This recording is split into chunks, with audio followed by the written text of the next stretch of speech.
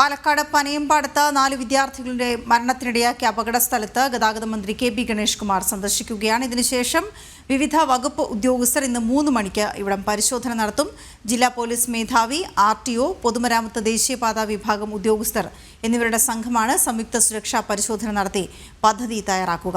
അരുൺ ആലത്തൂർ ചേരുന്നുണ്ട് വിവരങ്ങളുമായി. അരുൺ, ഗതാഗത മന്ത്രി അവിടെ സന്ദർശിക്കാൻ എത്തിച്ചേർന്നുവോ?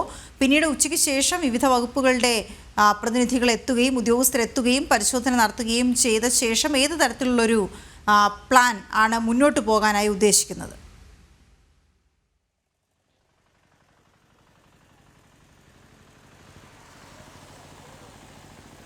വീണ, മന്ത്രി ഗണേഷ് കുമാർ എത്തിച്ചേർന്നിട്ടില്ല. അദ്ദേഹം അല്പസമയത്തിനകം തന്നെ പനയമ്പാടത്തെ ഈ അപകടം നടന്ന പാതയിലേക്ക് എത്തും എന്നുള്ളതാണ് അറിയിച്ചിരിക്കുന്നത്. ഒപ്പം 3:30 ഉദ്യോഗസ്ഥ സംഘം എത്തുക. ഏതായാലും മന്ത്രി എന്താണ് ഈ അപകട വളവിനെക്കുറിച്ചും ഈ റോഡിനെ കുറിച്ചൊക്കെ പറയുന്നത് എന്നുള്ളത് അറിയേണ്ടതുണ്ട്. കാരണം നാട്ടുകാരെ സംബന്ധിച്ചിടത്തോളം പ്രധാനമായിട്ടും നാട്ടുകാർ ഉന്നയിക്കുന്നത് ഇവിടുത്തെ ഈ വളവ് വലിയ ഒരു വളവാണ്. അതുകൊണ്ട് തന്നെ ഇത്തരത്തിലുള്ള വളവ് കാരണമാണ് ഇവിടെ തുടർച്ചയായിട്ട് അപകടങ്ങൾ ഉണ്ടാവുന്നത് എന്നുള്ളതാണ് നാട്ടുകാർ വലിയ പരാതിയായിട്ട് ഉന്നയിക്കുന്നത്.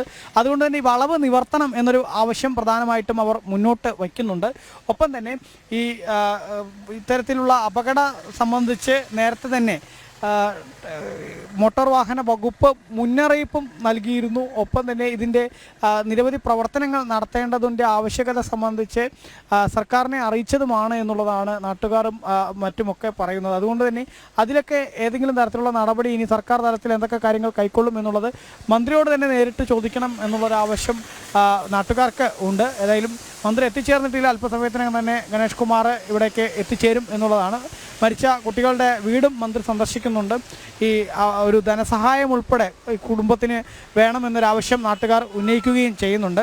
ഒപ്പം തന്നെ 3:30 ആയിരിക്കും ജില്ലാ പോലീസ് മേധാവി, അതുപോലെ തന്നെ RTO, ദേശീയപാത അതോറിറ്റിയുടെ ആളുകൾ, പൊതുമരാമത്ത് വകുപ്പിൻ്റെ ഉദ്യോഗസ്ഥർ എന്നിവരടങ്ങുന്ന സംഘം 3:30 ആയിരിക്കും എത്തുക. ആ 3:30 എത്തിക്കഴിഞ്ഞാൽ അവരും വിദഗ്ധമായ ഇതിൻ്റെ പരിശോധന നടത്തി എന്താണ് ഈ അപകട വളവ് സംബന്ധിച്ചും ഈ റോഡിൽ ഇനി ഒരു അപകടം ഉണ്ടാവാതിരിക്കാൻ സംബന്ധിച്ചും എന്താണ് ചെയ്യുക എന്നുള്ളതിന് ഒരു പരിശോധനയാണ് അവർ നടത്തുക. അതിൻ്റെ പരിശോധന നടത്തിയതിന് ശേഷം തിങ്കളാഴ്ച ചൊവ്വാഴ്ചയായിട്ട് അവരൊരു യോഗം കളക്ടറേറ്റിൽ ചേരും. അതിലൊന്നുകൂടെ ഇത് റിവ്യൂ ചെയ്യും. അതിനുശേഷം ഈ അപകടം ഇനി ആവർത്തിക്കാതിരിക്കുന്നതിന് വേണ്ടിയുള്ള നടപടികൾ ഉണ്ടാവും എന്നുള്ളതാണ് ബന്ധപ്പെട്ട അധികൃതർ പറയുന്നത്. നിലവിൽ ഏതായാലും ഉദ്യോഗസ്ഥ സംഘം എത്തിയിട്ടില്ല, മന്ത്രിയും എത്തിയിട്ടില്ല. അല്പസമയത്തിനകം മന്ത്രി ആദ്യം എത്തും. അതിനുശേഷം 3:30 ആയിരിക്കും ഉദ്യോഗസ്ഥ സംഘം എത്തുക എന്നുള്ളതാണ് നിലവിൽ ലഭിച്ചിരിക്കുന്ന വിവരം. ശരി.